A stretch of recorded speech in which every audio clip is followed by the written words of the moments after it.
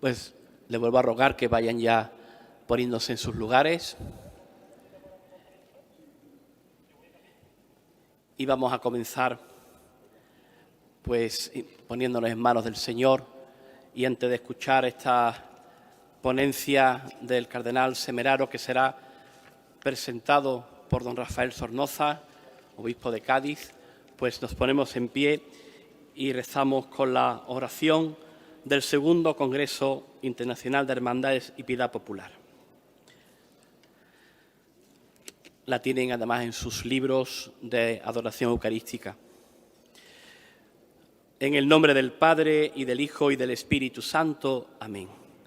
Padre bueno y rico en misericordia, te damos gracias por tu inmensa bondad, porque nos has creado por amor y nos conduces a la vida eterna. Jesucristo, Hijo de Dios y Redentor del hombre, en tu encarnación te hiciste uno de nosotros y nos amaste hasta entregar tu vida en la cruz para salvarnos y hacernos hijos de Dios. Espíritu Santo, defensor y dador de vida, tú nos conduces a la verdad plena, nos reúnes en la Iglesia como familia de hermanos y nos llenas del ardor misionero de Pentecostés. María Santísima, hija inmaculada del Padre, junto a la cruz nos fuiste entregada como madre, nos proteges y acompañas a lo largo de la vida en los misterios de gozo, luz, dolor y gloria. Bendice, Señor, el segundo Congreso Internacional de Hermandades y Piedad Popular de Sevilla, para que podamos crecer en espiritualidad, culto, formación y caridad, y seamos auténticos evangelizadores caminando en esperanza. A ti, Padre eterno, amor infinito, por Jesucristo, Señor de la historia, en el Espíritu Santo que habita en nuestros corazones, todo honor y toda gloria por los siglos de los siglos. Amén. Igualmente oremos como Cristo nos ha enseñado. Padre nuestro que estás en el cielo, santificado sea tu nombre. Venga a nosotros tu reino, hágase tu voluntad en la tierra como en el cielo. Danos hoy nuestro pan de cada día, perdona nuestras ofensas, como también nosotros perdonamos a los que nos ofenden. No nos dejes caer en la tentación y líbranos del mal. Amén. Dios te salve María, llena eres de gracia, el Señor es contigo. Bendita tú eres entre todas las mujeres, y bendito es el fruto de tu vientre, Jesús. Santa María, Madre de Dios, ruega por nosotros pecadores, ahora y en la hora de nuestra muerte. Amén. Gloria al Padre, y al Hijo, y al Espíritu Santo, como era en el principio, ahora y siempre, por los siglos de los siglos. Amén. Bendigamos al Señor, demos gracias a Dios.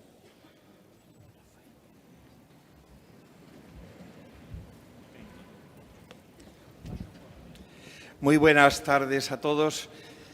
Tengo el gusto de saludarles para comenzar esta conferencia, muy especialmente a Su Excelencia Reverendísima, Monseñor Peña, el delegado pontificio, el señor arzobispo, señor nuncio, como no, obispos, a su eminencia, el cardenal Marcelo Semeraro, que va a dar la conferencia, y a todos ustedes, autoridades y congresistas.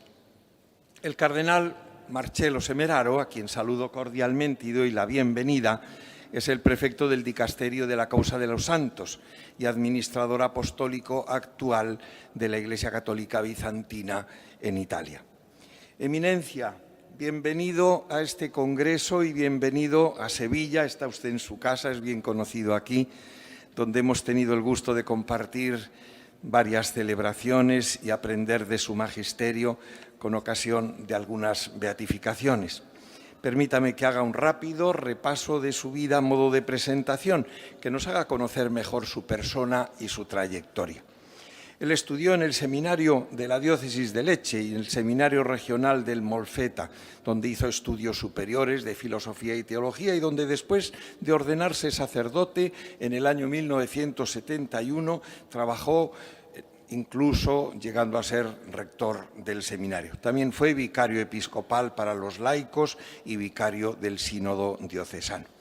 Se doctoró en teología en el año 1980, después de completar sus estudios en la Pontificia Universidad Laterana de Roma. Fue profesor de eclesiología en distintas facultades de teología. En el 1998 fue nombrado obispo de la diócesis italiana de Oria por el Papa San Juan Pablo II, quien posteriormente, en el año 2001, lo nombró secretario especial de la 10ª Asamblea General Ordinaria del Sínodo de Obispos, donde se trató de el obispo servidor del Evangelio de Jesucristo para la esperanza del mundo. Y en octubre de 2004 fue nombrado obispo de la diócesis de Albano. Entra un poquito después, en el 2007, en la Curia Romana, en la Sagrada Congregación para el Clero, mientras que en la Conferencia Episcopal Italiana era miembro de la Comisión Episcopal para la Doctrina de la Fe, Anuncio y Catequesis, de la que más tarde llegó a ser presidente en el 2010.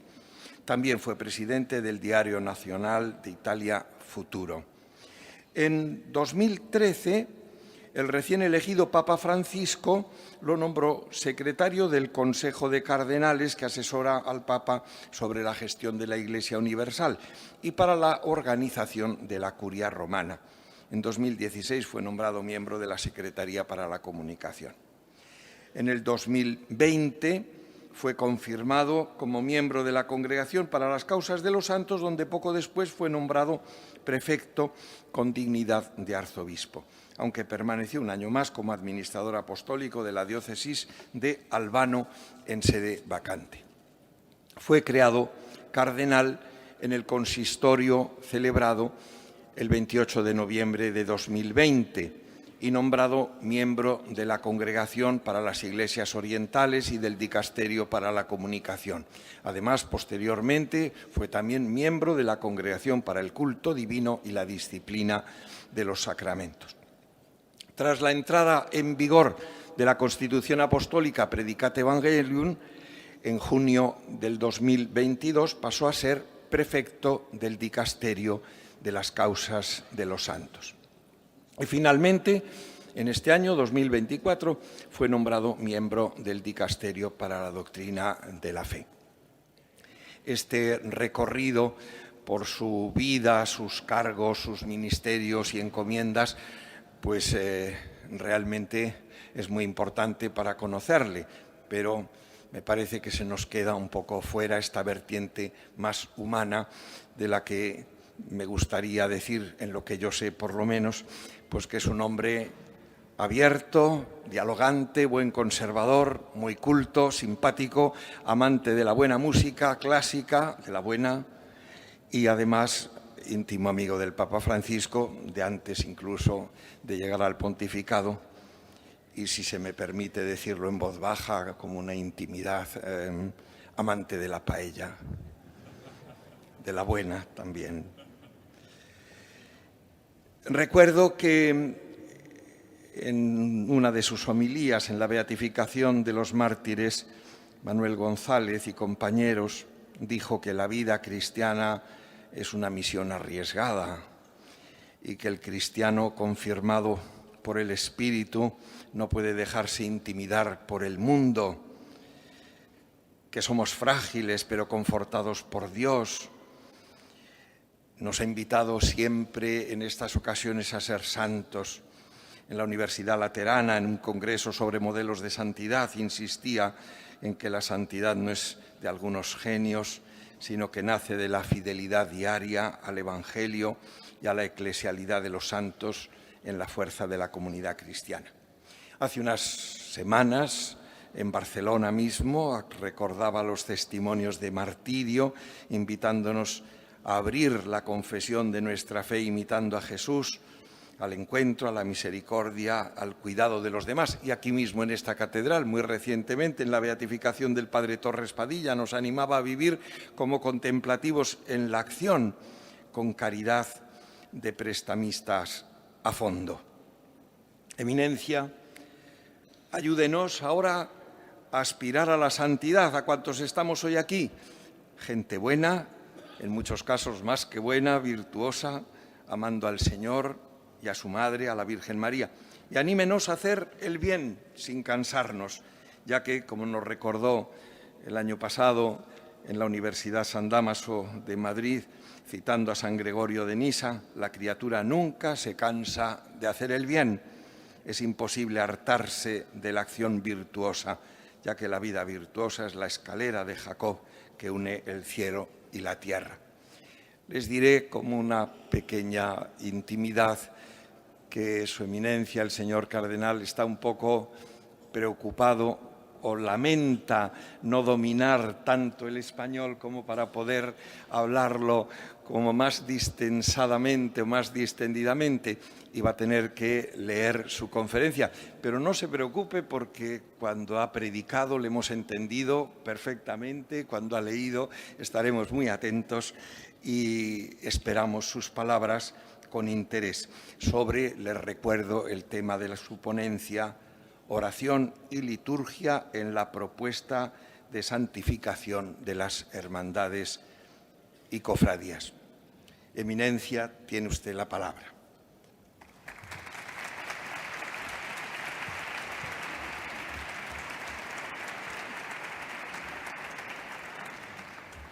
Ma io non vedo niente da qua.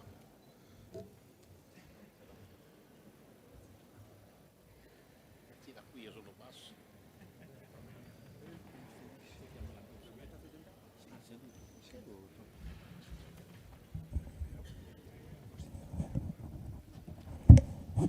Ok.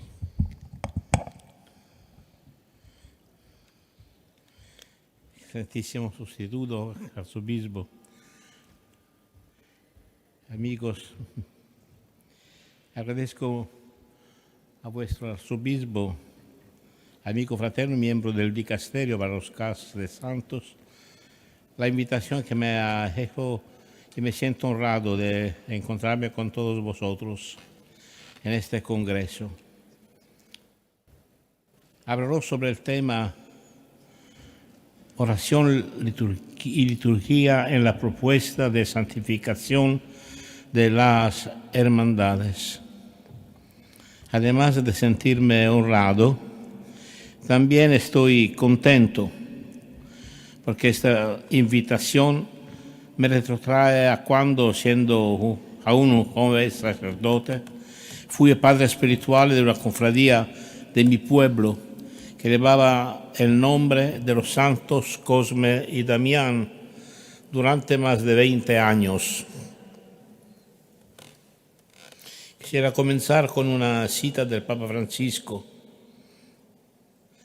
que, dirigiéndose a quienes habían participado en el primer Congreso Internacional para rectores encargados de santuarios, digo que la piedad popular es el sistema inmunitario de la Iglesia, el sistema inmunitario de la Iglesia.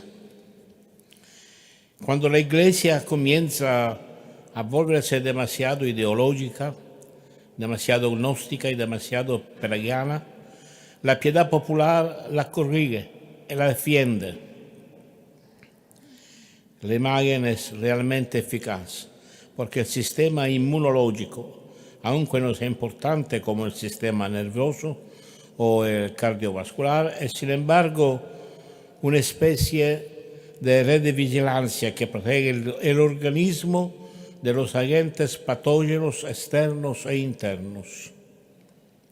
¿Qué quiso decir el Papa? Metáforas aparte.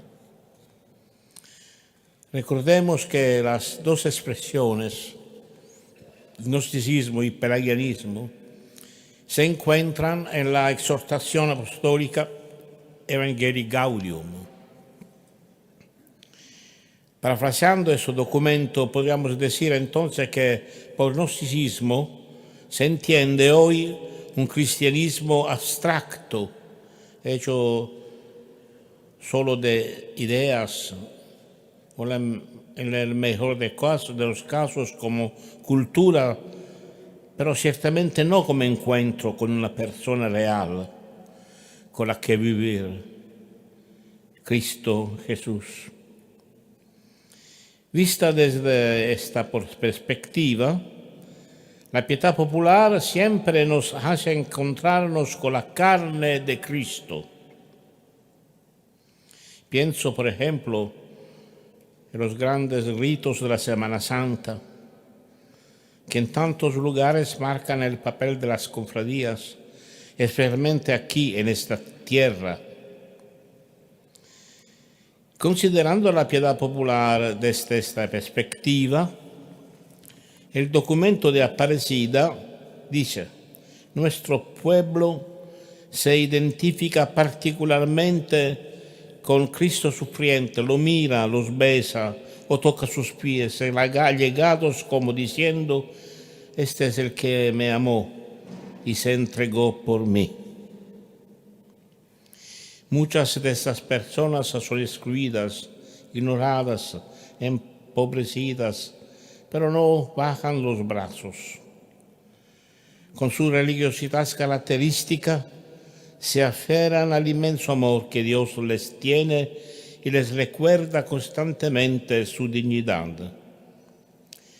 También encuentra la ternura y el amor de Dios en el rostro de María, en quien viene reflejado el mensaje esencial del Evangelio. Por pelagianismo entendemos, en cambio, aquella corriente de pensamiento que minimiza el poder de la gracia y sobreestima las capacidades humanas. Encontrando los representantes de la Convención Nacional de la Iglesia Italiana, el Papa Francisco dijo: el pelagianismo nos lleva a confiar en estructuras, en organizaciones, en planificaciones que son perfectas porque son abstractas. También nos lleva a menudo a asumir en un estilo de control, de dureza, de normatividad. La doctrina cristiana no es un sistema cerrado incapaz de generar preguntas, dudas, interrogantes, sino que está viva, sabe inquietar, sabe animar. Tiene un rostro no rígido, tiene un cuerpo que se mueve y se desarrolla, tiene carne tierna. La doctrina cristiana se llama Jesucristo.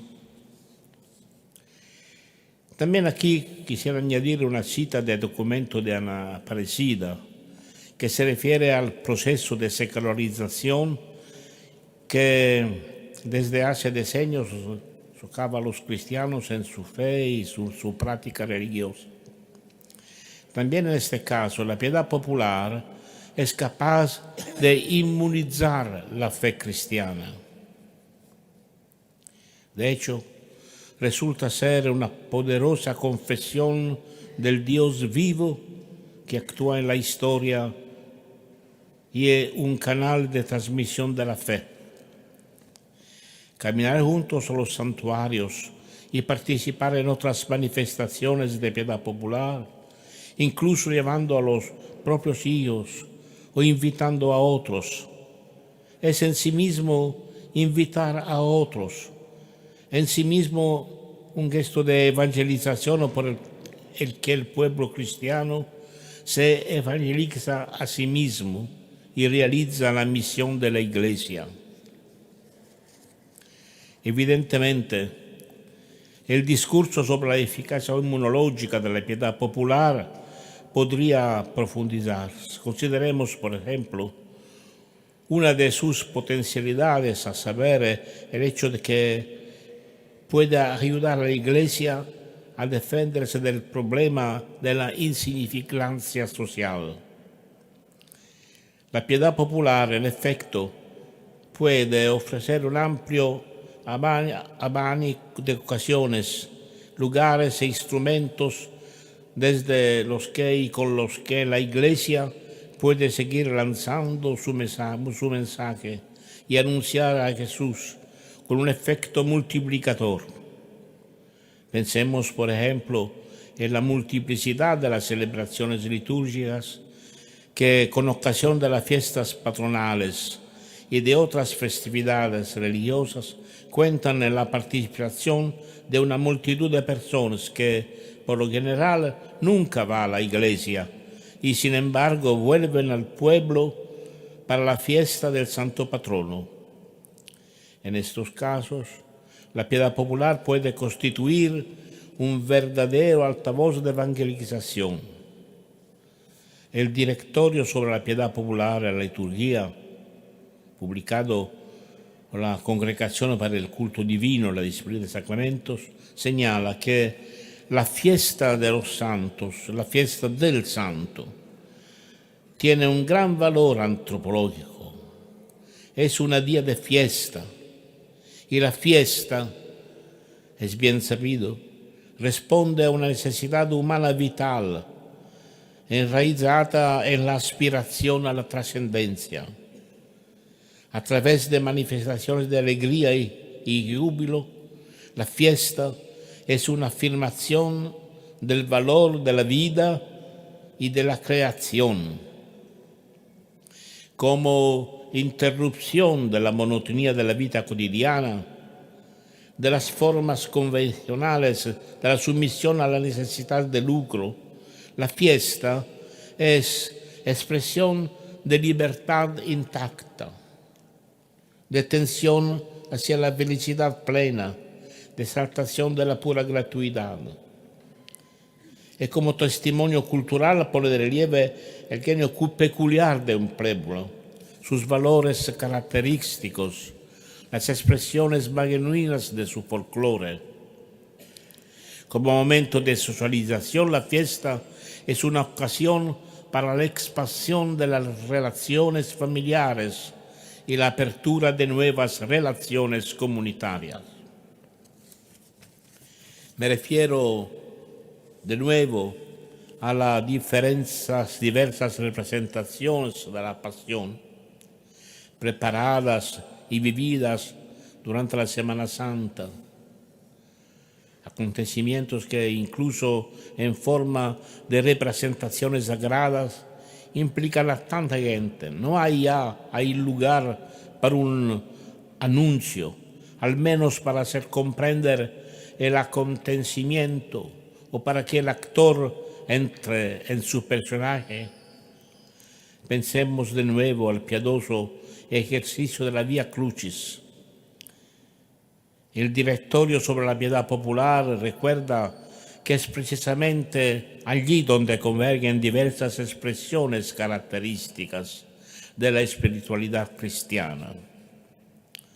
La concepción de la vida como camino o peregrinación, como paso a través del misterio de la cruz, del exilio terreno a la patria celestial, el deseo de conformarse profundamente a la pasión de Cristo, la exigencia de la secuela Christi, por la que el discípulo debe caminar detrás del Maestro, cargando cada día con su propia cruz.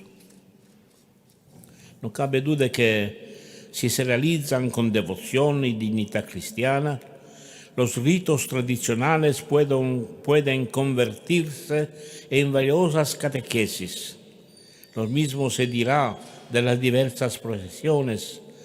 La contemplación de las imágenes de la vida del Señor es una predicación del misterio pascual, es decir, de la pasión, muerte y resurrección de Jesucristo. Las procesiones eucarísticas nos retrotraen a la fuente de la vida de la Iglesia. Las imágenes de la Virgen nos anuncian la grandeza de la Madre del Señor y el poder de su maternal intercesión. Las procesiones con imágenes de santos nos animan a seguir su ejemplo. A este propósito, quisiera referirme a un documento del Episcopado del sur de España, publicado recientes años, en el que se citan algunos testimonios de valor activo que se encuentran en la religiosidad popular. Así los diversos testimonios de fe en Dios, en su providencia y señorío sobre el universo y la vida humana. Se intitula El catolicismo popular, el sur de España. Además de este documento, la Conferencia Episcopal del Sur de España dedicó importantes textos que se citan a continuación: Carta Pastoral, el Catecismo Popular, Nuevas Consideraciones Pastorales, Carta Pastoral, las Hermandades y Confradías, Carta Pastoral María, Estrella de la Evangelización, la fuerza evangelizadora de la piedad popular. Los obispos afirman, entre otras cosas, que, aunque imperfectos, sirven como siglos visibles de la trascendencia religiosa. Tal catolicismo testimonia también la fe en Jesucristo, Hijo de Dios, y en la Virgen María, y quiere hacer el valor de signo visible de la presencia de Jesucristo, y Dios y hombre, entre la multitud de nuestro tiempo. Por último, están testimonios de fe en la mediación e intercesión personal de Jesús, su Madre María y sus santos, con valor de signo sensible de la fe en relación religiosa personal entre Dios y el hombre. El documento añade también que los testimonios populares de fe en la Iglesia hacen del catolicismo popular un signo visible del carácter eclesial del cristianismo y de la unidad eclesial del pueblo de Dios. Y esto sucede, por ejemplo, cuando los fieles se reúnen en masa en los días festivos o en las fiestas solemnes o en las manifestaciones públicas de devoción a Cristo y a María en sus misterios, o en la Natividad, Cuaresma, Semana Santa, Pascua. Se conservan un cierto significado incluso para los no creyentes. Estos son solo algunos valores a los que se puede añadir otros como la fe en la vida eterna. Quisiera recordar lo que el Directorio sobre la Piedad Popular y la Liturgia escribe sobre la piedad popular, a saber que sus diversas manifestaciones se expresan predominantemente en las formas de la liturgia sagrada, sino en las formas particulares que derivan del genio del pueblo, de una etnia de su cultura. A luz de esto será posible notar una diferencia entre las formas de expresión de la piedad popular y las formas de la Sagrada Liturgia. Mientras que estas últimas conciernen a toda la Iglesia, las expresiones de la piedad popular no conciernen a todo el pueblo, sino a un pueblo. La consecuencia es su variedad, una diversidad ligada a la cultura, a la historia, a la vida colectiva, al lenguaje de los símbolos y al cuerpo de una colectividad específica. El Papa Francisco en Evangelii Gaudium escribe: las formas propias de la religión popular son encarnadas porque brotan de la encarnación de la fe cristiana en una cultura popular. Por eso mismo, incluyen una relación personal, no con energías armonizadoras, sino con Dios, con Jesucristo, con María, con un santo. Tienen carne, tienen rostro.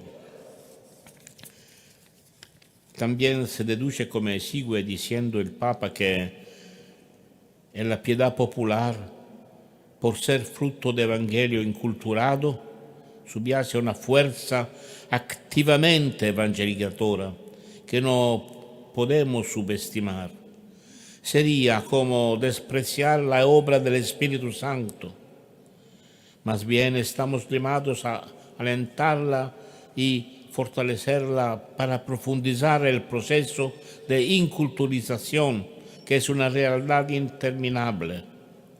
Las expresiones de la piedad popular tienen mucho que enseñarnos, y para quienes saben leer, constituyen un lugar teológico al que debemos prestar atención sobre todo cuando pensamos a la nueva evangelización. Esta afirmación puede reflejarse en este otro pasaje de Evangelii Gaudium, cuando el Evangelio se ha inculturado en un pueblo, en su proceso de transmisión cultural, transmite también la fe de maneras siempre nuevas. De ahí la importancia de la evangelización entendida como inculturización. Cada porción del pueblo de Dios, al traducir el don de Dios a su propia vida, según su propio genio, da testimonio de la fe recibida y la enriquece con la expresión nuevas y elocuentes. Se puede decir que el pueblo se evangeliza continuamente a sí mismo. Aquí es importante la piedad popular, expresión auténtica de la acción misionaria espontánea del pueblo de Dios. Es una realidad en permanente desarrollo donde el Espíritu Santo es el protagonista. Piedad popular y liturgia, así como a propósito de la relación entre religión popular y cultura, es necesario recordar que el mensaje que anunciamos tiene siempre algo de revestimiento cultural. También es necesario evaluar el riesgo de caer en lo que Francisco llama siempre una vana sacralización de la propia cultura, con lo que podemos mostrar más fanatismo que auténtico fervor evangelizador. El antídoto contra este riesgo será, en primer lugar, la conexión de la piedad popular con la vida litúrgica de la Iglesia. De este modo, entro más directamente en el tema que se me ha asignado. Si en efecto en toda religión hay expresiones populares, hay que admitir, sin embargo, que en el ámbito cristiano, lo que colorea la expresión cultural de la fe impresa en el corazón de los fieles es el misterio de la encarnación, en el que, como enseñó el concilio, se participa de forma plena y eminente a través de la Sagrada Liturgia. En efecto, en la Constitución del Concilio sobre la Sagrada Liturgia, Sacrosanctum Concilium, vemos que para realizar su obra de salvación, Cristo está siempre presente en su Iglesia y de modo especial en las acciones litúrgicas. Está presente en el sacrificio de la misa, tanto en la persona del ministro, ya que él mismo, habiéndose ofrecido una vez en la cruz, se ofrece todavía por el ministerio de los sacerdotes, como especialmente bajo las especias eucarísticas. Está presente por su virtud en los sacramentos, hasta el punto de que cuando uno bautiza es Cristo mismo quien bautiza. Está presente en su palabra, pues es Él quien habla cuando se lee la Sagrada Escritura en la Iglesia. Finalmente, está presente cuando la Iglesia ora y alaba. El que prometió, donde 2 o 3 están reunidos en mi nombre, allí estoy yo en medio de ellos. Por tanto, al empeño por inculturar la liturgia debe corresponder siempre como elemento equilibrador el de vincular siempre la piedad popular con la vida litúrgica. No valorar este vínculo es acreditar un culto externo y vacío. En la Iglesia, sin embargo, nunca es lícito proveer un culto externo que no vaya acompañado al mismo tiempo de disposiciones internas que lo animen. A este respecto hay que admitir que el riesgo es hoy más pronunciado que en el pasado. Se piensa en ciertas manifestaciones que tienen efectivamente un origen religioso, pero que hoy, sobre todo en los medios de comunicación se consideran únicamente desde un punto de vista antropológico y folclorístico. Por eso, la nota pastoral de los obispos españoles señalaba a este respecto: los medios de comunicación contribuyen también, y a veces no poco, a esta creciente desacralización. La retransmisión de procesiones u otras celebraciones católicas se acompaña a veces de comentarios que las despojan de su contenido cristiano o la equiparan a celebraciones paganas. Todo ello tiene un impacto relativizador e incluso devaluador de la presentación de las ceremonias religiosas. Bastan unos hábiles toques de edición en la sucesión o el recuento de las imágenes para conseguir resultados muy negativos en el tratamiento de los temas religiosos. A este respecto, creo necesario referirme en primer lugar al citado Directorio sobre la piedad popular y la liturgia, que ofrece algunas indicaciones verdaderamente valiosas sobre el tema.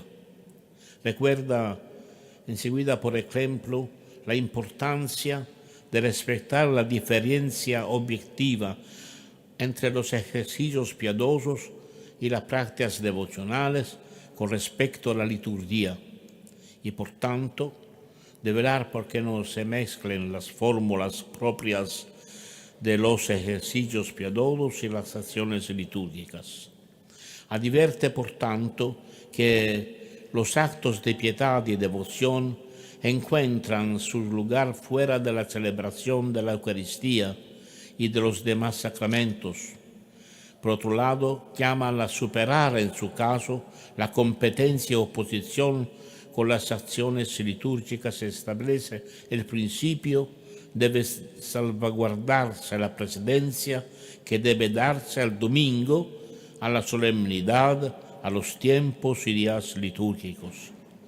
Sobre estas premisas, la prioridad de la celebración del año litúrgico sobre todas las demás expresiones y prácticas de devoción, así como la necesaria relación de la piedad popular con la liturgia, debe considerarle un punto fijo. Para una aplicación de estos principios, consideréis una valiosa y reciente guía en la carta pastoral María, Estrella de la Evangelización, publicada por vuestros episcopos.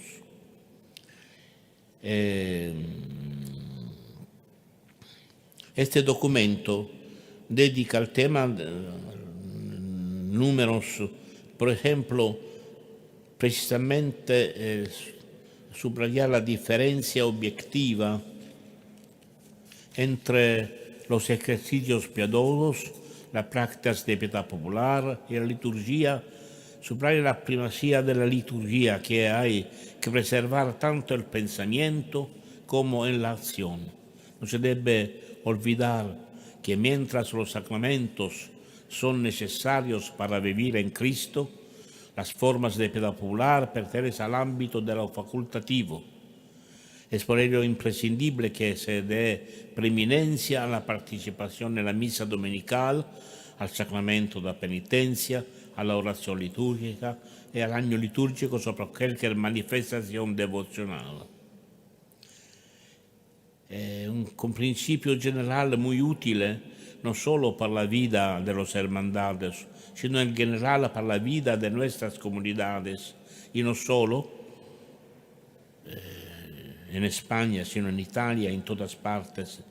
Dicen así: la participación consciente, activa y fructuosa de todos los fieles en la liturgia que buscó la reforma litúrgica del Vaticano II no significa confundir la celebración con otras acciones eclesiales en las que los fieles hacen más cosas, como la catequesis, la reunión de formación o los encuentros para festejar comunitariamente momentos de la vida. La participación litúrgica es verdaderamente activa, fructuosa, cuando en las celebraciones litúrgicas cada cual ministro o simple fiel, al desempeñar su oficio, hace todo y solo aquello que le corresponde por la naturaleza de la acción y las normas litúrgicas. Cuánta sabiduría hay en esta reflexión. Inmediatamente después se recuerda otro principio importante, a saber que las prácticas devocionales no deben alterar las celebraciones litúrgicas.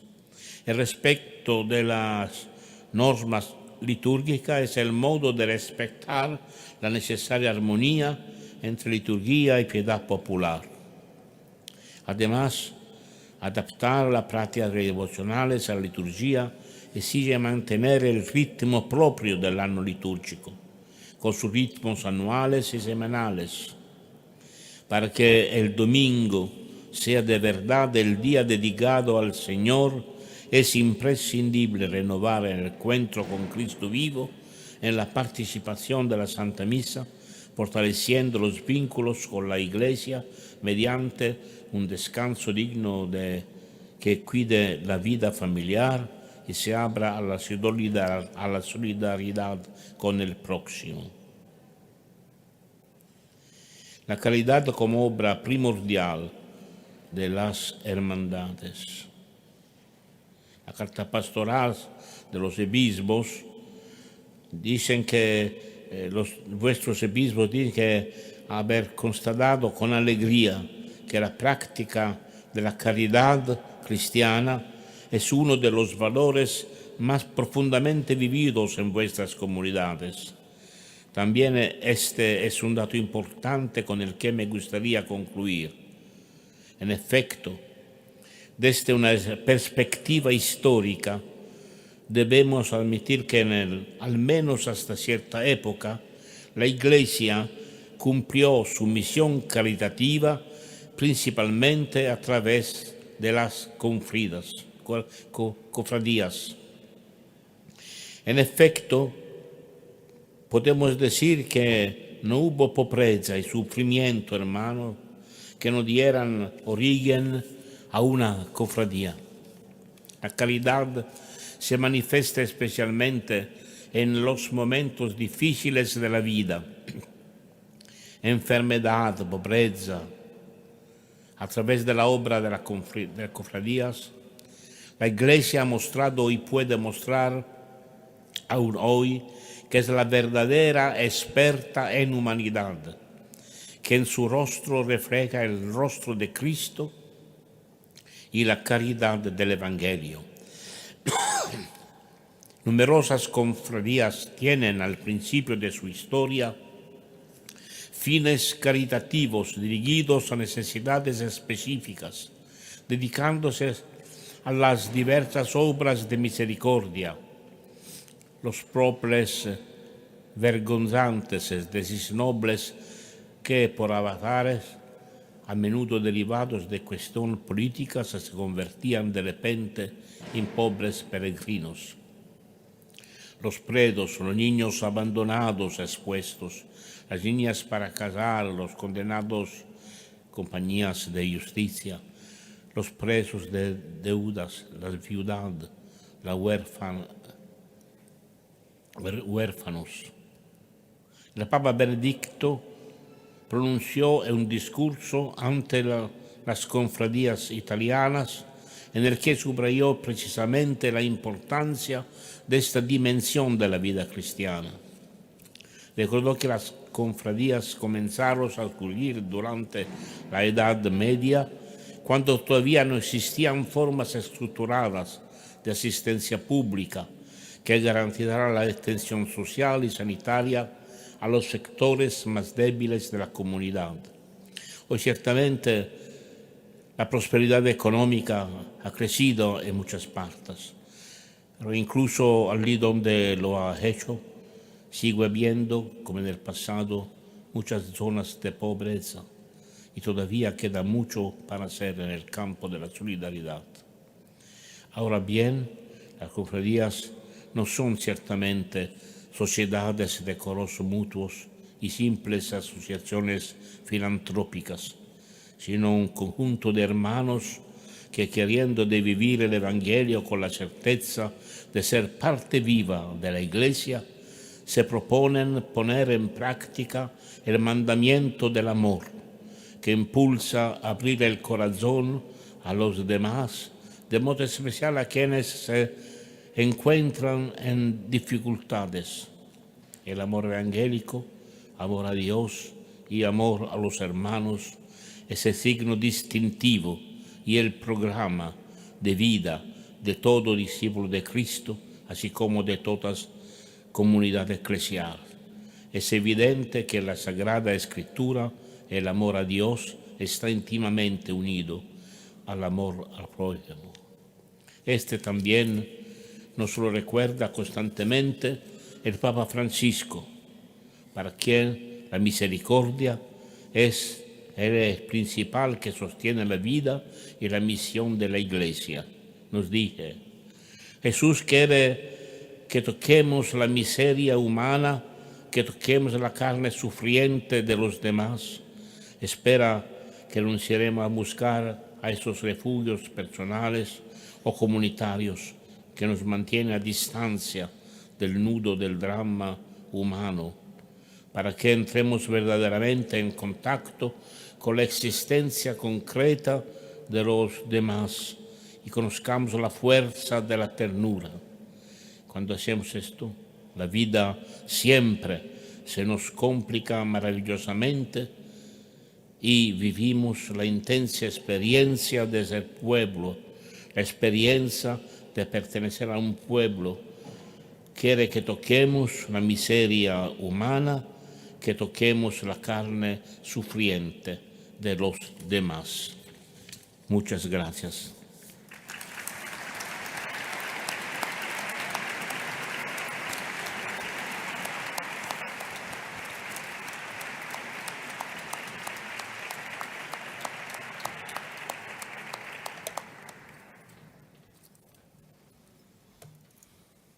Eminencia, le agradecemos profundamente esta magnífica ponencia y sus palabras. Ahora, pues, a las 8:30 tenemos prevista la celebración de la Eucaristía. Les doy unos avisos de interés. Como he dicho al principio, les recuerdo a todos los congresistas y a todos los fieles que está en el Alcázar, está abierta la muestra de dulces navideños elaborados por los conventos de clausura, que necesitan de nuestra colaboración y además pues un buen regalo para estas fiestas. Mañana es el último día y todavía quedan existencias. Igualmente les recuerdo que el Santísimo Sacramento está expuesto en estos días a la adoración en la capilla de la Virgen de la Antigua, aquí en la Catedral, en horario de 10 a 1 y de 5 a 8 por la tarde. El mismo horario en la capilla del Consejo de Hermandades y Cofradías, en la Puerta de Jerez, al final de la Avenida de la Constitución, y las 24 horas en la capilla de San Onofre, en la Plaza Nueva. Y también un aviso a los congresistas de fuera de nuestra Archidiócesis de Sevilla, que están citados para la visita y la confraternización en casas de hermandades de Sevilla, hoy, esta noche. Pues estamos citados a las 9:30 tras la Eucaristía en la Plaza de la Virgen de los Reyes, donde está la Giralda, a los pies de la Giralda. Allí se formarán los distintos grupos para ir a las hermandades que nos van a acoger en esta noche, a los que sois de fuera de la archidiócesis, para conocer las casas de hermandad y tener un agape fraterno y ese momento de fraternidad cristiana.